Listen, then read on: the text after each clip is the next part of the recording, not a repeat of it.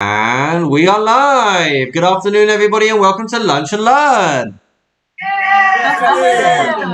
We've got our live virtual studio audience joining us on Zoom, and to all of you watching on Facebook and on YouTube, it's wonderful to have you here as well. All maybe one of you. So, we're going to talk very briefly about Parshat Vayechi, because I do want us to get into the Mishnah, because we might be able to complete chapter 5 today, and that will be exciting. So here we go with Parshat Vayechi, the last parasha in the book of Bereshit. Ooh, chazak v'nit chazek. So we're at the end of the story of Jacob and his sons, and Jacob has reached the end of his lifetime, and he spent 17 years living in Egypt, reunited with his precious son Joseph, and he's reached the age of 147, and it is time to draw his lifetime to a close. He calls his family to come to be by his bedside so he can bless them all. We start with a bracha for Joseph and his sons, and there's an amazing thing that I'm going to point out over here, because when he's talking to Joseph and he's talking about how he can't believe that he would ever see his face again. So there's a word that he says. He says, the Torah tells us that his eyes were heavy with age. He could not see. So he brings the boys near so he could kiss them and hug him. And then he says to Joseph, in English, he didn't say it in English, but in English, I shall tell you what he said. I dared not accept the thought that I would see your face. And here God has shown me even your offspring. Meaning, like, it never even, I didn't even dream that I would get to see you again, let alone be able to see that you've had a successful life, that you've been able to build a successful family. God has really overdone it on the blessings in that way. But the reason why it's important to point it out is because he says in Hebrew, Ra'o fanecha lo filalti. To see your face, lo filalti. And filalti is an important verb, because there is another verb that we use very, very often when we talk in Hebrew, that is rooted in the same letters. And that word is lehit palel. Lehit palel. So he said, very good, to pray. So he says, Pilalti, in reference to the astonishment that something that he could never have dreamed of happening was going to happen.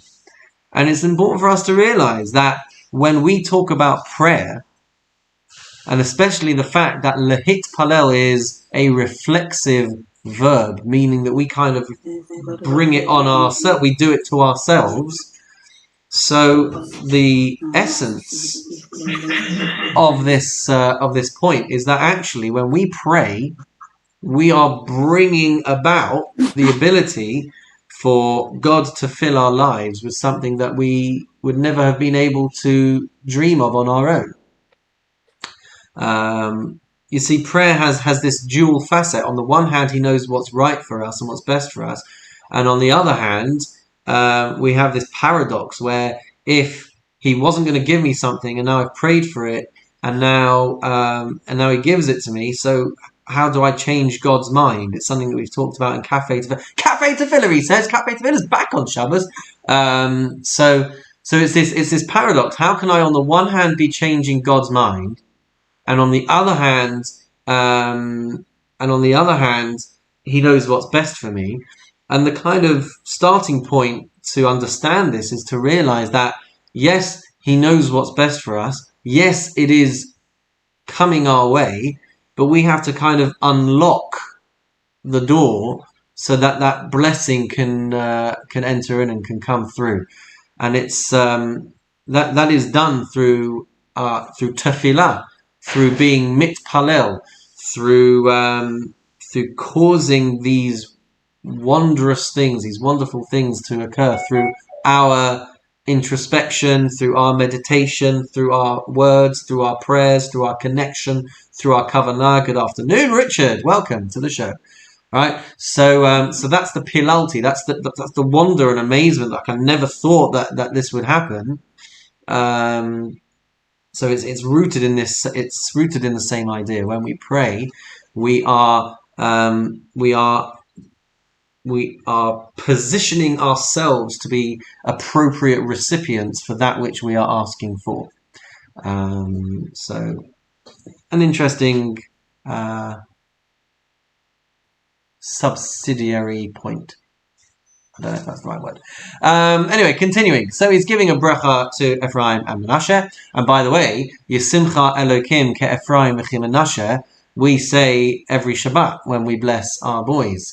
When we bless our girls, we say Yisimech Elohim ke Sarah, Rivka, Rachel, v'Leah. We bless them that they should be like our matriarchs. So why don't we say that we should bless our boys to be like Abraham, Isaac, and Jacob?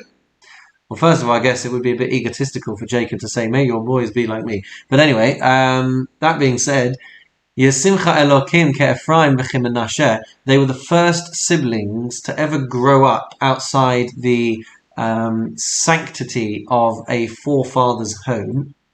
They grew up in Egypt, in a very morally depraved society, raised by Joseph, and they were the first siblings that never fought in all of biblical history. They got along just fine, and they were raised in a horrendous culture, and so one of the reasons, or maybe two of the reasons, why we pray for our sons to grow up and be like Ephraim and Menashe is because who doesn't want that for their own kids? A life where there's no sibling rivalry, a life where there's no domestic battles to be fought, and because most of us, / basically all of us, are growing up with the struggles of society and the struggles of temptation around us. And so we want our children to be able to rise above those challenges and to be successful and connected and healthy and moral and ethical human beings. So I think that's quite nice. So then the parasha continues, and he blesses his 12 sons, and each of his sons get a different blessing. It's not just a one size fits all. He understands that all of his children are different. They all have different makeups. They all have different personalities, and therefore they all need to be treated and directed differently. And then it tells us that he expires, and according to some sources, he never actually died per se. He was divested of his physical connection to this world, and he expires.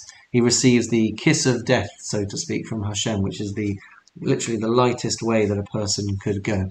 And then he needs to be buried. So he gets buried, but of course that's a process. Yosef can't just walk out of Egypt and bury his father. Yaakov has asked him to promise that he will be buried in Israel, in the land of Canaan. So they go off and do that. And then it's interesting because after he has died, there's this little flare-up with the brothers where they suddenly panic and they think, oh gosh, maybe Yosef was just pretending all this time. And as soon as his father was out the picture, then he's going to take his revenge. So he has to reassure them. By the way, very interestingly, I don't know if this is written I don't think it's written explicitly in the Torah, or whether it's just implied or inferred, or where we get this from, but he never actually told his father what happened.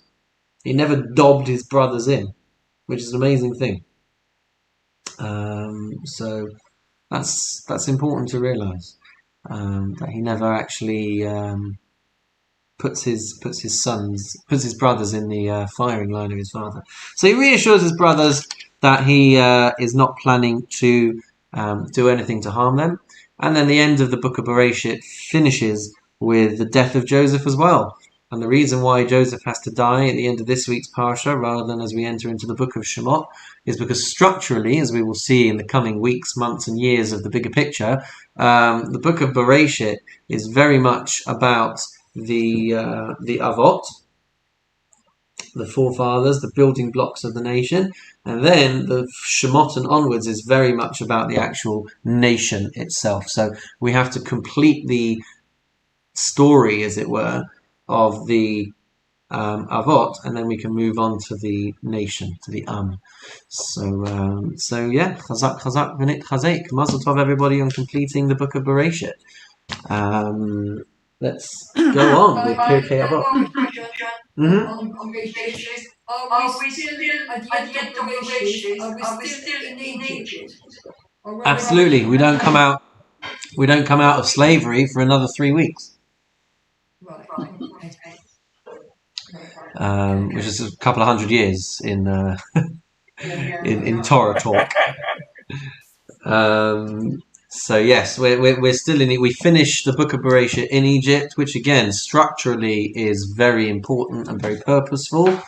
We're just not there yet in the bigger picture, and I don't even know when we will get there. But yes, it has to be that way, very much so. So, a lovely question, Rita. Thank you. You're always the one to concretize and solidify who everything is, what everything is, where everything is, and I love it. I absolutely love it because keeps me on my toes, and it's often more important than the waffle that I give you. So it's great. Pardon me? I get the same thing. You get the same thing. It's good. It's a logical mind. So it's very good. All right, here we go. Chapter 5, and we are still in Mishnah 25, or it says there 21 on the screen. And we were going to just go through some of these ages and stages, if you recall. We had said that there are different milestones, different targets to be reached at different stages of life. All right, is this ringing bells? I know that some of you weren't here last week, so let's just take a little look at the words of the Mishnah again. Okay, we were talking about Yehuda ben Tema, and he used to say that there are different points at which we should try and hit different targets, certainly in our younger years when it comes to education. And on top of that, there are different milestones or different what word can I use to describe this? But different achievements, different traits, different things that happen to us as we get older and older and older. So he used to say, at 5 years old, you should start teaching children the verses of the Torah, of the Chumash, of the prophets, of the writings. They should start to learn these verses, and you have to appreciate as well, being that this text is from thousands of years ago, we're talking about getting children to a point where they're memorizing all of Torah. And then it says that at the age of 10, they should start memorizing all of Mishnah. And at the age of 15, they should be memorizing all of Talmud, all of the rulings and the laws and the logic and the opinions and the reasons for all of the different laws, so that by the time they are 18, 20 years old, they are well equipped with a robust Jewish education to see them through. And this was something that I just wanted to spend a couple of minutes on, because it's interesting to point out. You know, we live in a world now with national curriculums and with different yardsticks of success that we have to have children reaching. And it's very easy to read this and think how obsolete it is, and to think how outdated it is, because they need to learn all kinds of very important things like geometry and algebra and trigonometry and science and physics and biology, and how are they going to get that just by reading, by learning these things? So there's a very famous Gemara that talks about some of our greatest sages and the areas of wisdom that they had and the areas of knowledge that they had. And I think it's worth pointing out that, these encyclopedic levels of knowledge that our rabbis historically would have reached would have been through a curriculum like this. And that there is enough wisdom in the Torah to be able to be phenomenally well versed in secular disciplines of knowledge, or what we would now call secular disciplines of knowledge. There are famous examples of this, by the way. There are famous examples of pieces of Gemara that you can only understand if you can calculate the value of pi. Right, so it talks about calculating the what does pi r squared give us? It gives us what does pi r squared give us? The area of a circle. Thank you.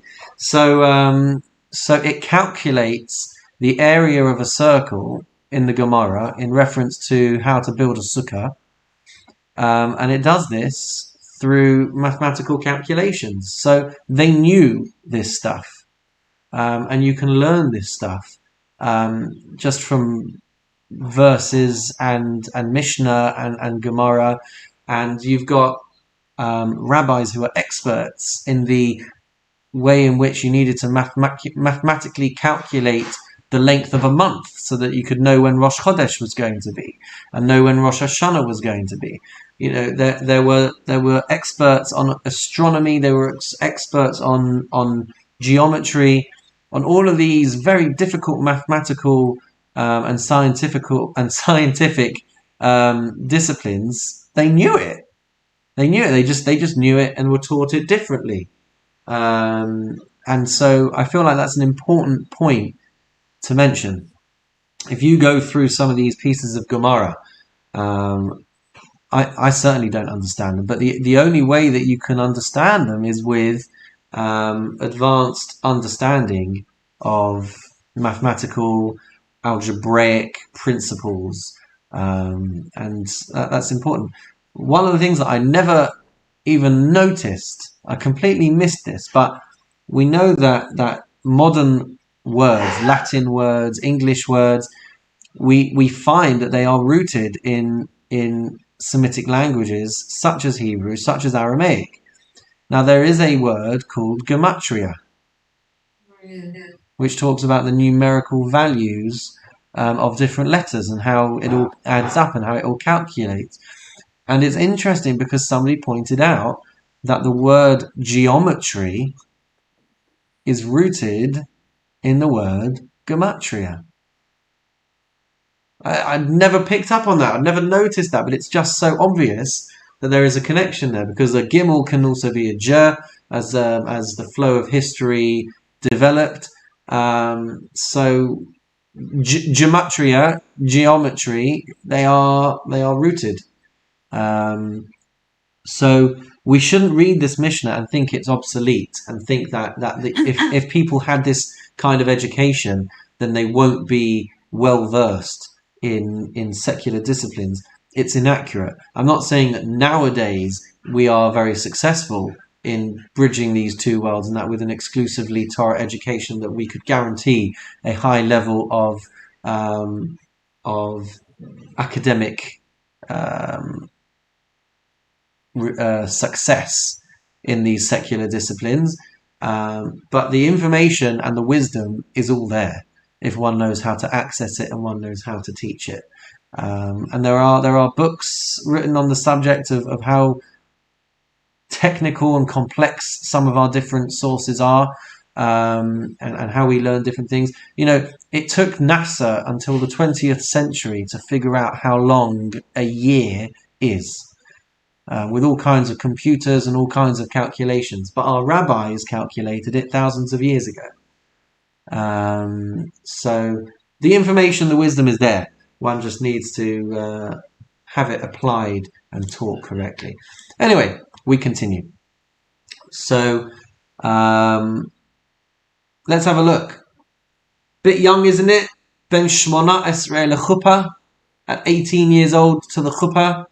It hasn't happened for many people in this day and age. It did happen with perhaps in grandparents' generations and people coming out of the Holocaust. People may have been getting very young, and stories of perhaps your own parents or your friends' parents meeting their loved ones at 17, 18 and getting engaged and married shortly thereafter. But nowadays we wouldn't necessarily encourage our Go on, Rita. In the Haredi communities this time. They still do. That's right. That's right. So that's because of things like this Mishnah, because we're being taught that this is a good piece of advice. It might not necessarily be the best financial advice, but there's clearly more going on than meets the eye as to why Yehuda ben Tamer would be so insistent to even put a number on it, because people don't like to be told when they should get married nowadays. You know, when I'm good and ready, when I've settled down, when I've got my career, when I've got my house, when I've got this and I've got certain things in place, then I'll get married. I don't need a rabbi to tell me when. So I'm not delegitimizing that. I didn't get married at the age of 18. Sure, I wasn't far off, but no, she was just turning 21.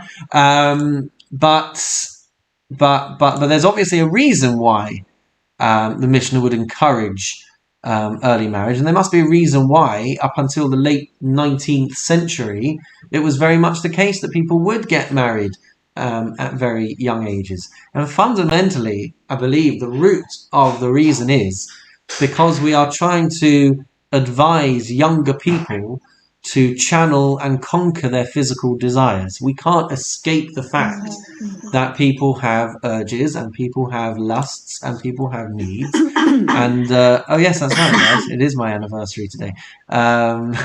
He's just private messaged me to say, "Oh, it's your wedding anniversary today." That's true. It is. Happy anniversary to me. Pardon me. Congratulations. Thank you. Thank you very much. Yeah, good point. Happy anniversary, Dolly. Complete. No, I'm joking. Didn't forget. So, so it's good advice to recognize that young people have urges and desires that need to be channeled into healthy relationships. You know, as Jews, we are taught that sex before marriage is a big no-no. As you'll know from very orthodox circles, touching before marriage is a big no-no as well. And these are all safeguards in order to protect the sanctity of relationships. Sex is not a dirty word in Judaism. It's just supposed to be private, and it's supposed to be discreet, and it's supposed to be not something that is widely shared with those around you.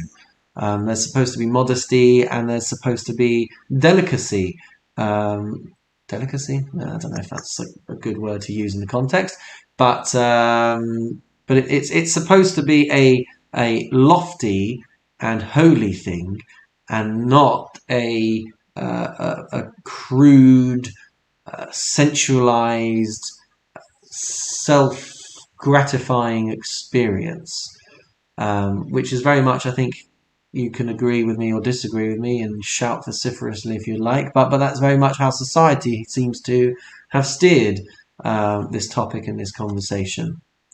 And the kinds of things that people get up to in their younger years and their years of experimentation are very much not encouraged in Jewish law. And so an early marriage is one good step to preserving all of those things. It's also can't be overlooked that younger people are more flexible and can adjust more easily. So it can become a challenge for people who make decisions when they're late, when they are later in life, that they're going to start to settle down. It can be a challenge for people to make the space needed for another person, and to be able to make a relationship blossom and grow and strengthen. These things are more easily can be more easy to deal with when a person is younger and not so developed and not so advanced with their career and their expectations and their social circles and all of these other things. And it was once remarked to me by a dear friend of mine who said, there are two ways that you can get married. There's the way of, I've got my house, I've got my car, I've got my kitchen, I've got my oven and my cooker and my washing machine, and my partner will kind of slot in nicely amongst all of the other furnishings in my house, But there's the other way, which is we're going to build all of these things together, and we're going to build our home together, and we're going to make decisions together, and that is an approach that is encouraged, because that way you're building. Now, society is a very different world than it ever has been, and you may even have people who try for many years to settle down and find that happiness, and it just doesn't happen for them. And so this Mishnah shouldn't be taken as a criticism for people, but the sentiments are there. The advantages to building a life together from an early age are significant. You can't. There are people who manage to get to their 60th and 65th wedding anniversaries by the time they hit their 90s, and you think like, wow, what a phenomenally long time. You're building an entire life with your soulmate, with the one who is nearest and dearest to you, and it's an amazing thing, and there's a beauty to it. So yeah, I think go on. Going back for a good marriage, that couple sees each other 7 days before the wedding. And I think wonderful, because the less is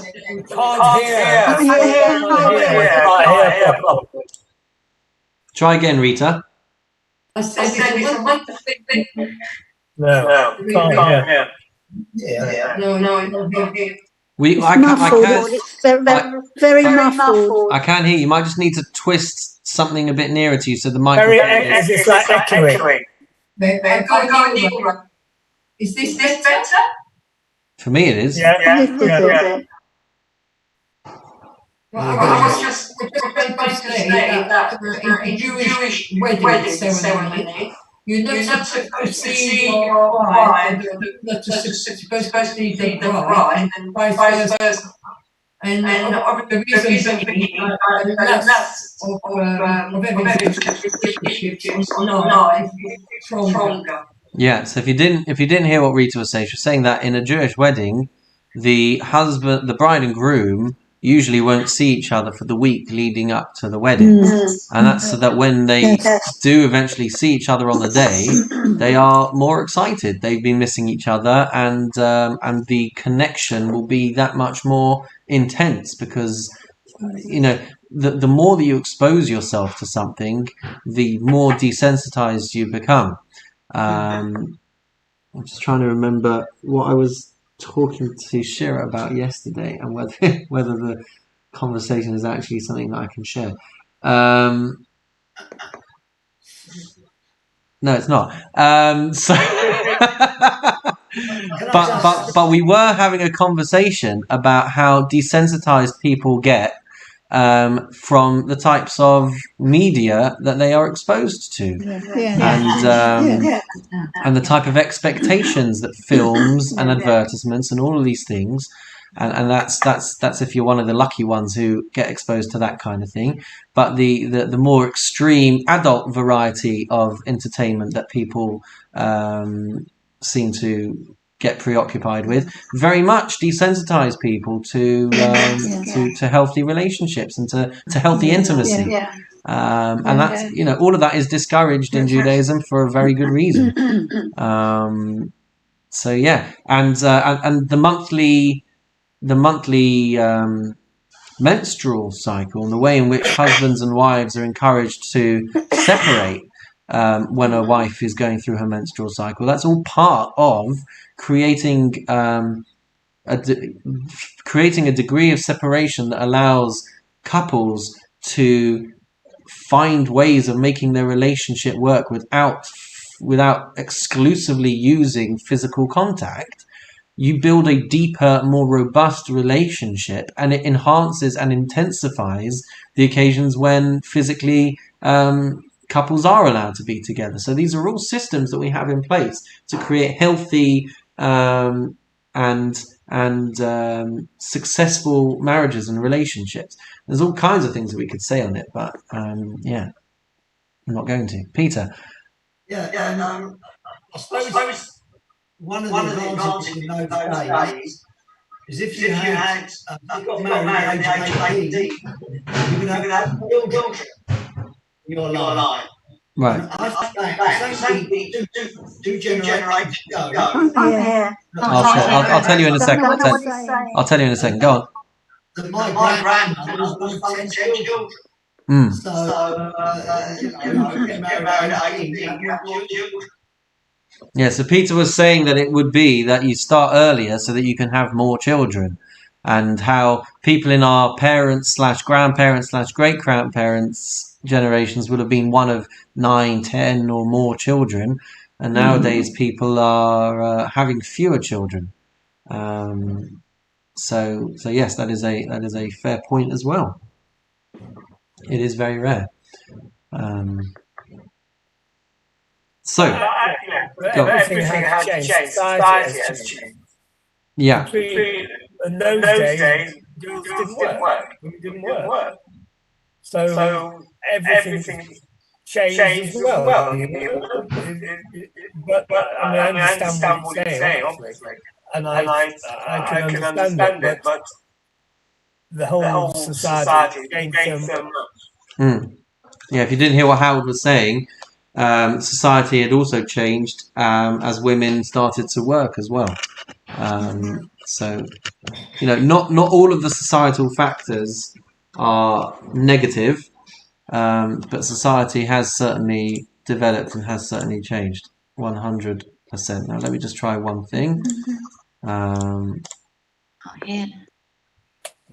second. Can you see me? Okay, people, just a couple of you just say some things and see if you're echoed. Go on, Joe. Well, I was going to say I was married at 18. I went to Oxford and St George's Jewish Club, and we all paired off quite young. And it was quite common in the 60s to go steady with someone. You went with one boyfriend. You were expected then to get engaged and married. I was married at 18, and nearly all my friends were very young. And in my case, it was a mistake. I was too young. But, that's what happened then. It was common in the community to marry young. Yeah. And someone, then you expected to marry them. And people did grow up. Sorry, Rita.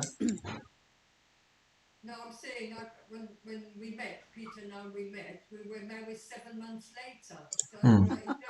So sweet. Yeah, once you're engaged, you think, I'm sorry about this. Sorry. You're okay. So common then. Yeah, but people also had to grow up a lot quicker back in the day. Yes. And now, people are more different words could be used for different people, but be it immature, be it self-absorbed, be it mollycoddled, people are reaching that point later in life now where they are perhaps better equipped to handle the one you left out, Rabbi Nick. Yeah. Career-minded as well. It can hold people up, and the sad thing is that there are people who report. You see both ways. You see people who say, "I never regret for a moment focusing on my career, even though it meant that I only met my whatever much later in life, or it only meant that I could build my family later in life, or maybe some people never get to build." There are people who feel very satisfied from not having those opportunities earlier in life, and then there are some who say, "I wish I hadn't been so career-minded. It wasn't worth it." So, I think the important thing really is that one has to at least be wary of this situation. I think personally that society now would almost encourage people to start later, and to think about things later, and to wait for certain things to be in place before they take steps such as getting married, or finding that person to settle down with. And there's probably not enough airtime or not enough conversations happening for people to consider anything else, because now it's almost socially inappropriate to do these things earlier. And that's compound that struggle is compounded by the fact that it's socially inappropriate to only have one partner, and to only do things when you are married. And it's hugely common now, even in the Jewish circles, for couples to basically be living as husband and wife before they actually tie the knot and before they actually get to the chuppah. To the point that some people feel that it's strange that they've been more conservative in their approach. So I think there's just an importance there of a balance of conversation, because I think society is heading in a direction where it becomes almost unacceptable, or the exception to the rule, or that you are prude, or that you are goody two shoes if you want to take things in a different way in terms of building your relationships. So I think that's also important to bear in mind. We're very quick as a modern or postmodern society to say, the old way is wrong. People should be able to do whatever they want. They should be able to explore. They should be able to move in together. They should be able to, take each other for a test drive before making the commitment. It's a very prevalent approach in society, but not one that's necessarily, the counter to that is not necessarily given as much airtime or consideration. Anyway, that's only marriage. Well, we're not going to get onto the onto the last Mishnah today, are we?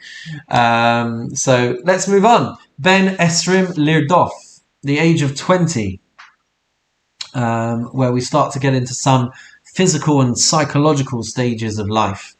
And I think before we go through these different milestones, I think it's important to notice that the older that you're getting in this Mishnah, the more refined you are becoming. There's a certain level of respect and grace to how we view people who get older, which is, again, society nowadays. The older you are, the less we want to take notice of your opinion. And, the more antiquated and outdated you are. So we have people now in their 60s, 70s, 80s, 90s who have very conservative, old school opinions, and your average Hanukkah dinner or your average Shabbat table, you've got kids who are far more enlightened and far more cultured than you are, and so we very much dismiss people as they get older in this day and age. And if you remember that other source that I showed you last week about how chutzpah increases and we have more disrespect for our elders in this day and age, I think if we think about that and reflect on that, I think it's definitely a truism, and it's definitely the truth. But here we're seeing that you get wiser, you get stronger, you get more accomplished, you are more reliable as you get older. We treat age like we do fine wine. The older you are, the better you are. And that's not necessarily a particularly modern or secular way of looking at these issues. There's a famous story about a rabbi and a scientist sitting next to each other on a plane. Don't know if you've heard this story before. It's one of those ones where not every story is true, but there's truth to every story. So a rabbi and a scientist are sitting next to each other on a plane, and the scientist observes how the rabbi's grandchildren are coming over to him during the flight to see how he is, to see if there's anything they can get, to see if they can study with him and ask him a question, whatever it is. And the scientist says, that's just, it's unbelievable. I don't understand. My grandchildren would barely even come near me. They barely want anything to do with me. And your grandchildren are waiting on you like you are some, important member of the royal family. So this elder rabbi turns to him and he says, well, I've always educated my children that we were created. We are born of a creator. And therefore, when they look at me, they see me as one step closer in that chain of people taking us all the way back to Moses and Mount Sinai. But you teach your children that you are descended from monkeys. So every time your grandchildren look at you, they see you as one step closer to a chimpanzee. So, as I said, not every story is true, but there's truth to every story. We have respect for our elders. We're supposed to stand up when an elder comes into the room. Because, as we will see from this Mishnah, you only get better and better. We get more mature in our terms of our action, in terms of our outlook, in terms of our goals, and we get more perspective, and we get more wise, and we get more experience. There's another famous joke, good joke. I don't know, famous or good, you can judge it. But it's these two old men sitting on the porch of one of these, like American country houses, overlooking the country lane, and they're sitting there arguing. They're saying, I'm telling you it's 21. And the other fella says to him, no, you're wrong. It was 22. And he says, no, you're an idiot. If you think it was 22, it was 21. So someone comes over and sees the passion and the vigor in these old people fighting. And he says, what are you fighting about? It must be really important. And he goes, he says that only 21 cars have driven down this road today, whereas I think it's 22. So it's this attitude of, as you get older, if you have had the right focuses in life, if you have followed your dreams and built a robust life around you, then those older years will be far more enlightened and far more still cultured and still active and still vibrant, rather than just kind of like wanting to get to the end already and everything being meaningless. So we build through age rather than decline, as it were. So age 20. Yeah. Rabbi, can I just say I've got to go? No, you can't. Thank you. I've got to go, but thank you very much indeed. A pleasure. And stay safe, everyone. We'll finish the chapter next week, Howard. Okay, thanks. Bye. Bye-bye. Take care. Bye. So Ben Esrim Lirdof. Lirdof means to pursue. So what's the pursuit that we're talking about? So in the main, the commentary is talking about pursuing a livelihood. So you've gone through your robust education and you've found your life partner, and now it's time to actually get on, and everything that you've got, all that wisdom, all that knowledge, now it's time to pursue a livelihood. And that comes around the age of 20. Other interpretations say that the age of 20 is actually the age at which the heavenly court will now pursue us for our actions and hold us liable, truly liable. See, when we're at the age of 13, we become obligated, or the age of 12 for girls, we become obligated in mitzvot, but we're given a kind of buffer, a kind of grace period to figure out how to actually live that life of Torah and mitzvot. And so the age of 20, that's really now when we're really held accountable. And that's why in the desert, the people who wept because of the spies and the people who were sentenced to die in the desert, they were over the age of 20, because that's the age of spiritual accountability. There's another opinion that says that if you didn't get married at 18 and you didn't get married at 19, then by 20, that's when you really need to start pursuing this now and really start thinking seriously about settling down. So that's Ben Esrim Lirdof. It's some kind of pursuing, be it pursuing of livelihood, the fact that you now are spiritually accountable and the heavenly court pursues you.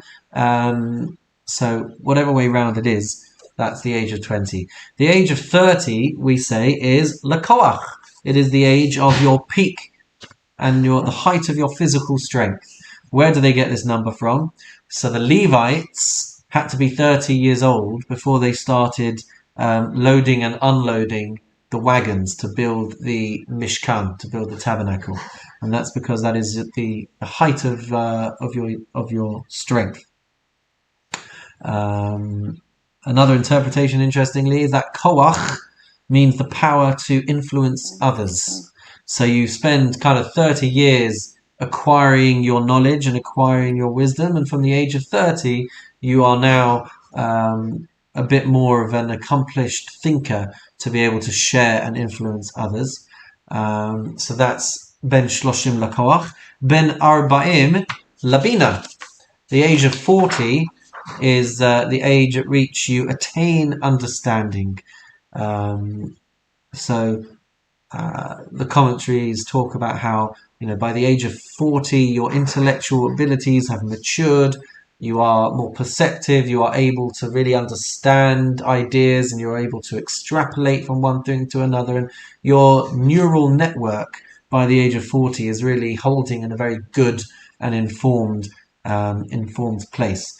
Rashi, interestingly, says that a person shouldn't take on the role of ruling on people's halachic questions until they're at the age of 40. And more famously, people will know that this idea that you shouldn't start learning Kabbalah, shouldn't start learning the mystical sources until the age of 40. Is that something that people have heard before? Yes. So everyone knows that one. And it's not a magic number. It's just the fact that by the age of 40, with a good block of experience under your belt and good training of the mind, we should now be more. I'm not 40 yet, but we should be. We should have strong intellectual capabilities by then. And interestingly, Avraham found Hashem at the age of 40, according to some people. It took 40 years of being in the desert before Moses felt like he could turn around and tell the Jewish people that they can now appreciate the awesome miracles and the miraculous survival of the Jewish people in the desert. That takes 40 years to instill in a person, to really appreciate the degree of gratitude and allegiance that we owe Hashem. Rita, were you going to ask something? I said wiseness. Wisdom, wiser. Why is that? Why is 40 associated with wisdom? Well, no, you said wisdom, so I said at 40 you're wiser. You are? Yes. As a composite of your life experience so far, the assumption is that by 40 you are mentally strong and have capabilities that you wouldn't have in earlier life. Ben chamishim la'etza. 50 is the age when you can offer counsel. And where do we get this from? We get it from the Levites again, because they would stop being the schleppers at the age of 50, and they instead would act as guides and as counselors for the rest of the Levium. And they've now got a wealth of life experience to draw on. And this is what I'm saying, as people get more experienced and as people are getting older, they're getting wiser as well, and we should treat them as such. Ben shishim lezikna. 60 is the age of seniority. Interestingly, it translates it on the screen. Translates it in my book as attains seniority. What does it say there? At 60 old age, yeah. Okay, so it's just interesting how my book translates it as it's an attainment to reach the age of seniority.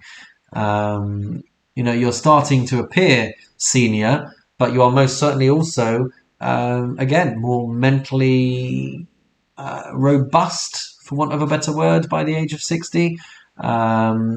this is also, interestingly, halfway through a person's lifetime. So 60 is very much seen as a turning point. Again, society has kind of shifted its expectations, but historically, a person who lived past the age of 60 would not be considered to have passed away at a young age, because the age of 60 historically was an amazing accomplishment. That has very much changed now as life expectancy has risen. But there is a story about Rav Yosef, who made a party when he turned 60, because he saw this as like, I've made it halfway through. I've had a pretty good innings already. I'm not saying that that's how we should view life. I'm just saying how historically these things would have been seen. Ben Shivim Leseva, 70 attains a ripe old age. What does it say on the screen? It says fullness of years. Thank you. Fullness of years. So there's a certain degree of respect and of appreciation that for someone who reaches this age, that it's a pretty amazing thing.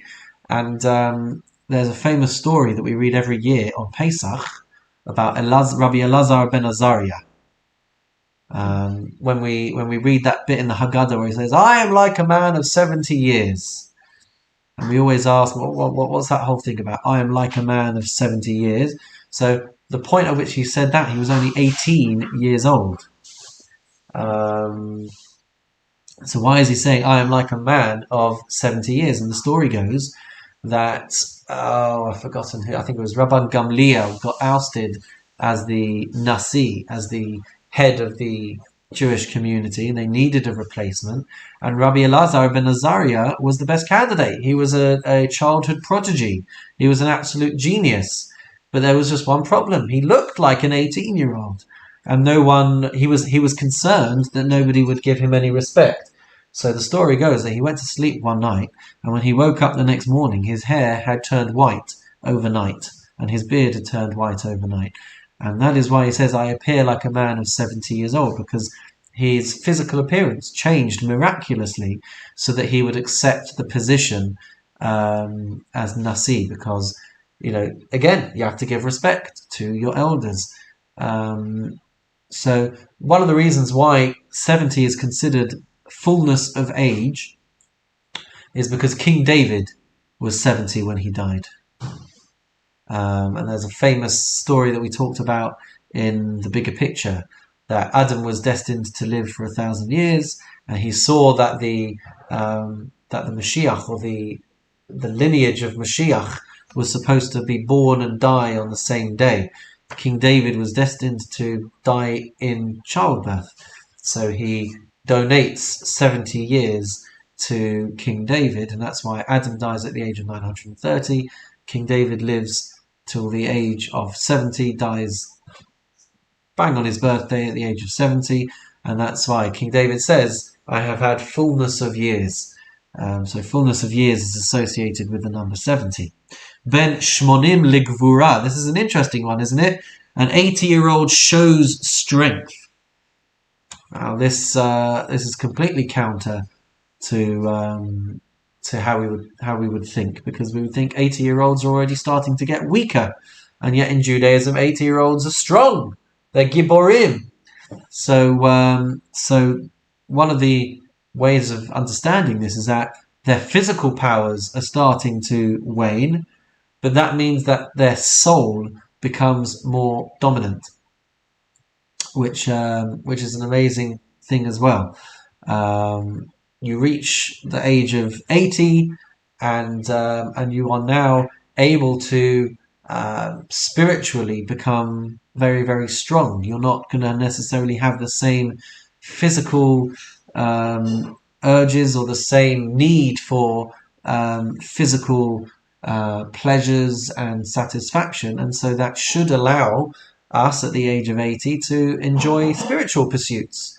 So we are becoming stronger in our spiritual pursuits because we're not so busy chasing the fancy cars and the fancy holidays and the big mansions.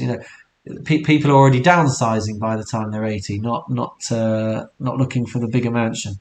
But it's also to do with the strength of overcoming the Yetzer Hara, because as we've read previously, don't believe in yourself until the day you die, if you remember that one. And we talked about one of the high priests called Yochanan Kohen Gadol, who at the age of 80 became a heretic.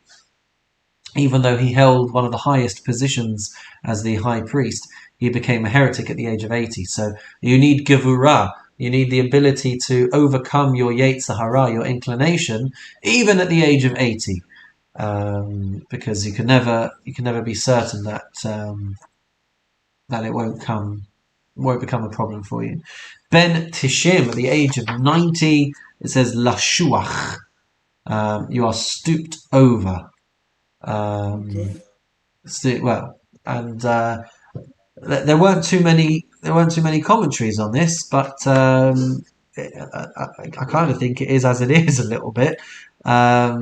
You're a person at the age of 90 is that much closer to the end than they would have been at any other earlier point. And Ben Meir Ke'ilu Meit Va'avaru Vatel Min Ha'olam, at the age of 100, says the Mishnah, it is as if you are dead and have passed away and ceased from this world. Now, sounds harsh. Simple explanation is pretty harsh, but there are some very nice things. There's a commentary called the Tiferes Yisrael, who says that because you are, no longer enjoying physical strength as you may have done in your younger years, you are that much more connected to spirituality and to emotions, and so you are disengaged from the false allure of the world. And so when we say that it's as if you are already passed from this world, it's saying that you've already disconnected with the physical limitations and with the physical pursuits, and so it doesn't have to be read exclusively as a bad thing, because in a spiritual sense you are now very much detached from all of the negativity and all of the potential for evil of the physical world. So there we go. That takes us through that Mishnah. We can take comments and questions, but let's end the recording for now on YouTube and on Zoom. So to all those not on Zoom, that's all we got time for. And we'll see you next week when, please God, we will actually finish chapter 5. We won't see you next week. Oh man, we're going to be in the new year before we actually finish. Oh God, I really wanted to. Oh man. But that's okay. So we will finish this next time, and we'll see everybody very, very soon. So wishing everybody well and a wonderful, meaningful day. Lots of love, and take care.